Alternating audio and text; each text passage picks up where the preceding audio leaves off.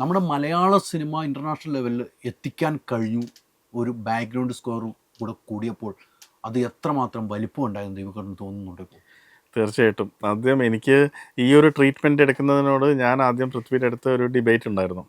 അപ്പോൾ പൃഥ്വി പറഞ്ഞു, അല്ല എനിക്ക് ഇത് ഇങ്ങനെ തന്നെ വേണം, ഇതേ സ്ഥലത്ത് നമുക്ക് വേണമെങ്കിൽ കണ്ടംപററി ഇപ്പോൾ കേൾക്കുന്ന തമിഴ്, തെലുങ്ക് അല്ലെങ്കിൽ മലയാള പടങ്ങളിൽ സ്ഥിരം ഇങ്ങനത്തെ സീൻസ് വരുമ്പോൾ ട്രീറ്റ് ചെയ്യുന്ന ഒരു രീതിയുണ്ട്, ആൾക്കാർക്ക് കേട്ട് ശീലമുള്ളത്. അത് തന്നെ കൊടുത്തു കഴിഞ്ഞാൽ ചിലപ്പോൾ നമ്മൾ ഈ പുറത്ത് പോയി ഷൂട്ട് ചെയ്തതെല്ലാം തിരിച്ച് അതിലേക്ക് അങ്ങ് വരും.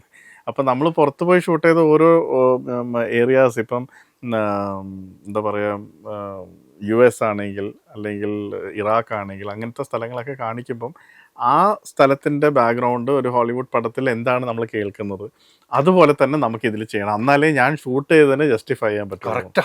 അപ്പോൾ അദ്ദേഹം പറഞ്ഞ ആ ഒരു പോയിന്റ് ആദ്യം എനിക്കിങ്ങനെ സംശയിച്ചു. ഞാൻ അയ്യോ പൃഥ്വി അത് എന്ന് പറയുമ്പോൾ പറയും, എന്നെ വിശ്വസിക്കൂ. പുള്ളിയുടെ സ്ഥിരം സംഭവമായിരുന്നു. ഇടയ്ക്ക് ഞാൻ തമാശയ്ക്ക് പറയും, എനിക്ക് വിശ്വാസമില്ല. ഇല്ല, വിശ്വസിച്ചേ പറ്റൂ. നമുക്ക് ഡിഫറെൻറ്റ് എക്സ്പീരിയൻസാണ് വേണ്ടുന്നത്. അതായത് സേഫ് അല്ല ഇത്. ഒരു പക്ഷേ ചിലപ്പം ഇത് കണ്ട് ശീലമില്ലാത്ത ആൾക്കാർ മറ്റേത് പ്രതീക്ഷിക്കുക, എന്തൊരു സംഭവം ഡിഫറെൻ്റ് ആയിട്ട് ചെയ്യുമ്പം ആദ്യം നമുക്കത് ആക്സെപ്റ്റ് ചെയ്യാനുള്ളൊരു ബുദ്ധിമുട്ടുണ്ടാകും. അത് നിങ്ങൾ എനിക്ക് വിട്ടുതരും. ഇത് ആൾക്കാർ കുറച്ച് കണ്ടു കഴിഞ്ഞ് പിന്നെ അവർക്ക് ആ മൊത്തം വാച്ചിങ് എക്സ്പീരിയൻസ് മനസ്സിലാവുമ്പം അവർ ഞാൻ പറഞ്ഞത് എന്താണെന്ന് ദീപകന് അപ്പം മനസ്സിലാവുമെന്ന് പറഞ്ഞു. ഞാൻ പറഞ്ഞു ശരി. പിന്നെ ഞാൻ ഇടയ്ക്ക് പൃഥ്വി അറിയാതെ കുറച്ചിട്ട് കൊടുക്കും ഇപ്പോഴത്തെ കണ്ടംപററി ട്രീറ്റ്മെൻറ്റ്, അതായത് ബേസിക്കലി EDM സ്റ്റൈൽ സംഭവങ്ങളൊക്കെ. അപ്പോൾ പുള്ളി പറയും, എനിക്ക് ആ പീസ് മൊത്തം ഇഷ്ടപ്പെട്ടു, അതിൻ്റെ ഇടയിൽ കുറച്ച് ഡ്രം ബീറ്റ്സ് ഒക്കെ കയറിയില്ലേ, അത് മാത്രം ഒന്ന് മാറ്റി തന്നേക്ക്. ഞാൻ പറഞ്ഞു പിടിച്ചു. ഞാൻ പറഞ്ഞത് പിടിച്ചു അല്ലേ? പറഞ്ഞാൽ പിടിച്ചു ദീപക്, അത് വേണ്ട, അത് വേറെ ഒന്നും കൊണ്ടല്ല, അത് പഞ്ചുണ്ട് പക്ഷേ അത് യൂഷ്വൽ ആവുന്നു. നമുക്ക് ഇതേ പഞ്ച് കൊണ്ടുവരുന്ന ഹോളിവുഡ് സ്റ്റൈൽ എപ്പിക് മനുഷ്യന്മാർ വായിക്കുന്ന സംഭവം, ഇലക്ട്രോണിക് അല്ലാത്ത, അതിന് നമുക്ക് ഈ പടത്തിന് അതിന് സ്കോപ്പ് ഉണ്ടല്ലോ. സ്കോപ്പ് ഉള്ള സ്ഥിതിക്ക് അത്രയും ആന്നി ചേട്ടൻ നമ്മുടെ കൂടെ നിൽക്കുന്നുണ്ട്, എന്ത് വേണമെങ്കിലും ഫോറിന് റെക്കോർഡ് ചെയ്തു എന്ന് പറയുന്നുണ്ട്. അങ്ങനെയൊക്കെ ആയ സ്ഥിതിക്ക് നമുക്ക് ആ ട്രീറ്റ്മെൻറ്റ് തന്നെ പിടിക്കാമെന്ന് പറഞ്ഞു. പിന്നെ ഞാൻ നോക്കുമ്പോൾ നമുക്ക് എപ്പോഴും കിട്ടുന്ന ടൈപ്പ് ഒരു പ്രോജക്റ്റ് അല്ല ഇത്.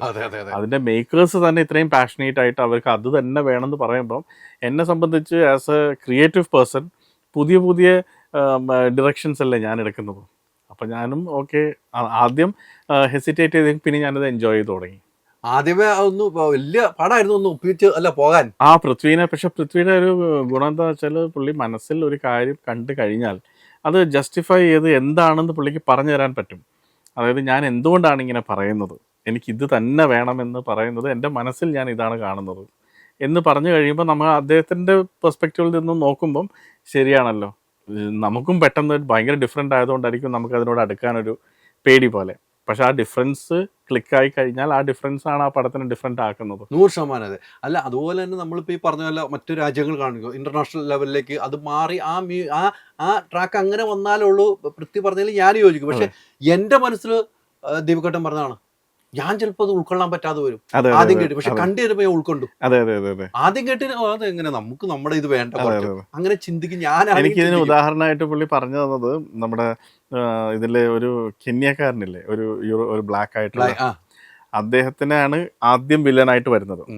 അപ്പോൾ ഇദ്ദേഹം പറഞ്ഞു, എനിക്ക് അദ്ദേഹത്തിനെ വെക്കുന്നതിന് പകരം തമിഴ്നാട്ടിലും തെലുങ്കിലും അല്ലെങ്കിൽ നമ്മുടെ മലയാളത്തിൽ തന്നെ നല്ല ഉഗ്രം വില്ലന്മാരെ കിട്ടില്ലേ, അത് വെക്കാതെ ആ ഒരു ഇൻ്റർനാഷണൽ കഥാപാത്രമാണ് ഇതിലൊരു വില്ലൻ എന്ന് പറയുമ്പോൾ കിട്ടുന്നൊരു സംഭവമുണ്ട്. അതേപോലെ നമ്മൾ ഗെയിം ഓഫ് ത്രോൺസിലുള്ള ആ ഒരു ഇതിൽ ബോറിസ് എന്ന് പറഞ്ഞ് അഭിനയിക്കുന്ന അദ്ദേഹം പുള്ളി, ഞാൻ എന്തിനാണ് ബോറിസിനെ തന്നെ തപ്പിപ്പോയത്, ജെറാൾഡ് എന്ന് പറഞ്ഞ് എൻ്റെ മനസ്സിൽ ആ ഇതിലുള്ള ആൾ ഇതിൽ വന്നു കഴിഞ്ഞാൽ എൻ്റെ പടത്തിന് വേറൊരു ആംഗിളാണ് കിട്ടുന്നത്. അയാൾ വന്ന് നിൽക്കുമ്പം നമ്മൾ ഒരു കമേഴ്ഷ്യൽ നമ്മളുടെ തമിഴ്, തെലുങ്ക് അല്ലെങ്കിൽ മലയാളത്തിലുള്ള കേട്ടുപരിചയമുള്ള ട്രീറ്റ്മെൻറ്റ് ഇട്ട് കഴിഞ്ഞാൽ അയാളെ കൊണ്ടുവരുന്നതിൻ്റെ ഒരു ഡിഫറൻസ് കിട്ടില്ല. അപ്പോൾ അയാൾ വരുമ്പോൾ അയാൾ വന്നിരിക്കുന്ന ഹോളിവുഡ് പടങ്ങളിലൊക്കെ അയാൾ എങ്ങനെ പോർട്രേ ചെയ്യുന്നു അത് തന്നെ വേണം. അപ്പോൾ അങ്ങനെ പറയുമ്പോൾ നമ്മൾ ശരിയാണ്, അദ്ദേഹം ഇട്ടിരിക്കുന്ന ആ എഫേർട്ടിനെ നമ്മളും കൂടി ഇത് ജസ്റ്റിഫൈ ചെയ്താൽ മാത്രമേ അതിൻ്റെ റിസൾട്ട് വരുള്ളൂ. അങ്ങനെ വെച്ച് കണ്ടു നോക്കിയിട്ട് പടം തിയേറ്ററിൽ കണ്ടപ്പം പൃഥ്വി പറഞ്ഞത് ഞാൻ തിരിച്ചറിഞ്ഞു. അത് തന്നെ എന്നും എനിക്ക് ഇപ്പം ആദ്യം ഇതാ പറഞ്ഞെങ്കിൽ ഞാനും ആദ്യം ശരിയാവുള്ളൂ ദീപകേട്ടാ, അത് നമ്മൾ എങ്ങനെ ഉൾക്കൊള്ളുന്നു ചിലപ്പോൾ ചോദിച്ചാണ്. ഞാനും പ്രഷറല്ല, പക്ഷെ കണ്ടു കഴിഞ്ഞപ്പോൾ ഇതാണ് അവിടെ വേണ്ടതെന്ന് കൃത്യമായിട്ട് തന്നെ. പക്ഷെ അത് കഴിഞ്ഞ് സെക്കൻഡ് ഹാഫിലേക്ക് വന്നപ്പം നമുക്ക് വേറെ സാധനം തന്നു. അതെ, അത് എൻ്റെ അടുത്ത് എപ്പോഴും പറയും, നിങ്ങൾ പറയുന്ന സാധനം എനിക്ക് മനസ്സിലായി, അതുണ്ട്, പേടിക്കണ്ട. സെക്കൻഡ് ഹാഫിൽ കാട്ടിലേക്ക് ഇറങ്ങും. അപ്പോൾ ഫോറസ്റ്റ് ഫൈറ്റ് എന്ന് പറഞ്ഞൊരു സംഭവത്തിൽ നിങ്ങൾ ഉദ്ദേശിക്കുന്ന നമ്മളുടെ മുണ്ട് മാടി കുത്തുന്ന സമയത്ത് അതുപോലത്തെ സാധനം തന്നെ നമുക്കിടാം. അവിടെയും പുള്ളി പറഞ്ഞു ആൾക്കാർ മനസ്സിൽ അവിടെ ഒരു സംഭവം പ്രതീക്ഷിക്കുന്നുണ്ട്. ആ സംഭവിക്കുന്ന പ്രതീക്ഷിക്കുന്ന സംഭവം ഞാൻ ഇപ്പം പറയുന്നില്ല, കാരണം ഇത് ഇറങ്ങി ഉടനെ സിനിമ കാണാൻ പറയാം. അവിടെ അത് തന്നെ കൊടുത്താലാണ് ഏക്കുക. അതിന്റെ റിസൾട്ട് ഇന്ന് ഫസ്റ്റ് ഷോയിൽ തന്നെ കണ്ടു. എഴുന്നേറ്റിരിക്കല്ലേ? അതെ അതെ, എഴുന്നേറ്റല്ല, കംപ്ലീറ്റ് എയറിലായിരുന്ന ആൾക്കാർ സന്തോഷം കൊണ്ട്. അതെ അതെ, അതൊക്കെ കാണുമ്പോൾ ഒരു സന്തോഷം. എത്ര നാളത്തെ പരിശ്രമം. എനിക്ക് മനസ്സിലാകാത്ത, ഇയാള് തിയേറ്ററിൽ പോകുന്നുമില്ല, പക്ഷെ തിയേറ്റർ പൾസ് കറക്റ്റായിട്ട് കിട്ടുന്നുണ്ട് പൃഥ്വിയെ. ഒരു സിനിമയ്ക്ക് വന്നില്ല അദ്ദേഹത്തിന്റെ ഒരു പടങ്ങൾ അറിയാം, പക്ഷെ ഇന്നൊക്കെയാണ് വന്നിരുന്നത്. അതെ അതെ, പക്ഷെ ഇങ്ങനെയാണ് പുള്ളി ഗേജ്, ഐ മീൻ കാൽക്കുലേഷൻ. അതായത് നമ്മൾ ഇരിക്കുന്ന സമയത്ത് തന്നെ പറയും, ഇവിടെ കംപ്ലീറ്റ് ഓഡിയൻസിൻ്റെ ബഹളമായിരിക്കും, അതിൻ്റെ മുകളിലൊരു സാധനം ചെയ്താലേ കേൾക്കുള്ളൂ, കാരണം അവിടെ അവർ സെലിബ്രേറ്റ് ചെയ്യുന്ന സ്ഥലമാണ്. അപ്പോൾ പുള്ളിക്ക് അറിയാം ഓൾറെഡി ആ സീൻ വരുമ്പം ഇത്രമാത്രം ലൗഡ്നെസ്സിൽ അവിടെ സെലിബ്രേഷൻ നടക്കും. അപ്പോൾ അതിൻ്റെ മുകളിലൊരു സാധനം അവിടെ വേണം. മറ്റേ സ്ഥലങ്ങൾ ഇത്ര മതി, കാരണം ഓഡിയൻസ് റിയാക്ഷൻ ഇതായിരിക്കും. അവിടെ നമ്മൾ സോഫ്റ്റായിട്ട് വായിച്ചാലും കുഴപ്പമില്ല, കാരണം ഓഡിയൻസ് കാമാണ്. പിന്നെ നമ്മൾ വെറുതെ ലൗഡ് ആക്കിയിട്ട് ഡിസ്റ്റർബിങ് ആക്കരുത്. വലിയ ലൗഡില്ലാത്ത തന്നെ അതെ അതെ അതെ, വല്ലാത്ത ഫീല്. പക്ഷെ ഒരു സൈലന്റ് ഒരു സ്ഥലത്ത് കിട്ടിയായിരുന്നു എനിക്ക്. അത് എവിടെയാന്ന് തിയേറ്ററിൽ പോയി കണ്ടോ, എനിക്ക് കിട്ടിയ അത് ഏതാന്ന് മനസ്സിലായി. ഒരു ഇരുത്തമായിരുന്നു തിയേറ്ററിൽ. അതെ അതെ അതെ, അവിടെയും അതായത് ഈ way to play with sound എന്നുള്ള കാൽക്കുലേഷൻ ഇല്ലേ, അത് അദ്ദേഹത്തിന് വളരെ നന്നായിട്ട് അറിയാം. പിന്നെ ചില സമയത്ത് ഞാൻ പറഞ്ഞു ഫുൾ മ്യൂസിക് വേണോ പൃഥ്വി, നമുക്ക് എവിടെയെങ്കിലൊക്കെ ഒരു സൈലൻസിനായിട്ട് ഗ്യാപ്സ് ഇടാം. അപ്പം എൻ്റെ അടുത്ത് പറഞ്ഞു നിങ്ങൾ പേടിക്കണ്ട, ഞാനത് ഭയങ്കര ലൗഡായിട്ട് വെക്കില്ല, നിങ്ങൾ വായിച്ചിട്ടോ. ഞാൻ പറഞ്ഞു ഇട്ട് കഴിഞ്ഞാൽ പിന്നെ അത് കട്ട് ചെയ്യാൻ മനസ്സ് വരല്ലോ, ഇട്ടിട്ട് കേട്ടതുകൊണ്ട് അവിടെ സൈലൻസ്. പറഞ്ഞല്ല, ഞാൻ വളരെ കുറച്ച് ലെവലിലേ വെക്കുള്ളൂ, പേടിക്കണ്ട, കാരണം ബ്ലാങ്ക് ആക്കണ്ട, നമുക്ക് ഉണ്ട് ഇല്ല എന്നുള്ള രീതിയിൽ ചില സ്ഥലത്ത് കിടന്നോട്ടെ എന്നൊക്കെ പറയും. അതൊക്കെ പുള്ളി അതുപോലെ തന്നെ രാധാകൃഷ്ണൻ്റെ അടുത്ത് പറഞ്ഞ് മിക്സ് ചെയ്യിപ്പിച്ച് കറക്റ്റായിട്ട് കിട്ടിയിട്ടുണ്ട്. ഇതിൻ്റെ ഒരു ടൈം ഉണ്ടല്ലോ, ഇപ്പം ഈ സിനിമ എനിക്ക് തോന്നുന്നു എത്ര വർഷമായി ഇതിൻ്റെ പിന്നിൽ? ഇപ്പോൾ ഈ സിനിമ വേറെ ഒന്നിനും കാണുന്നില്ലായിരുന്നു. ഞാനിത് മനഃപൂർവ്വം, കാരണം എന്നെ സംബന്ധിച്ച് ഞാൻ കുറേ പടങ്ങൾ ചെയ്തിട്ട് എണ്ണം കൂട്ടണം എന്ന് ആഗ്രഹിക്കുന്ന ടൈപ്പ് ഒരു കമ്പോസറല്ല. അതെൻ്റെ ആദ്യത്തെ പടം തൊട്ട് നിങ്ങൾക്ക് നോക്കിയാൽ അറിയാം ഒരു വർഷത്തിൽ എങ്ങനെയാണ് ഞാൻ പടം ചെയ്യുന്നത്. അപ്പോൾ എന്താണെന്ന് വെച്ചാൽ ചെയ്യുന്നത് എൻജോയ് ചെയ്ത് അതിൽ 100% ഇറങ്ങി മൾട്ടിപ്പിൾ പ്രോജക്ട്സ് ഒരേ സമയത്ത് ചെയ്ത് കുറേ എണ്ണം കൂട്ടാൻ വേണ്ടി കുറേ ആൾക്കാരെ വെച്ച് ചെയ്യുന്നതിൽ അർത്ഥമില്ല. ചെയ്യുന്ന സംഭവം അതൊരു എന്താ പറയേണ്ട ഒരു മെഡിറ്റേഷൻ പോലെ കണ്ട് അതിലേക്ക് അങ്ങ് ഇറങ്ങി അതിൽ കോൺസെൻട്രേറ്റ് ചെയ്യുമ്പോൾ വേറെ ചെയ്യാതിരിക്കേണ്ടതുകൊണ്ട് എനിക്ക് തോന്നുന്നു ഞാൻ ഈ പടം ചെയ്യുന്നതിൻ്റെ ഇടയിൽ ആകെ കമ്മിറ്റ് ചെയ്ത ഒരേ ഒരു പടം തലവനായിരുന്നു.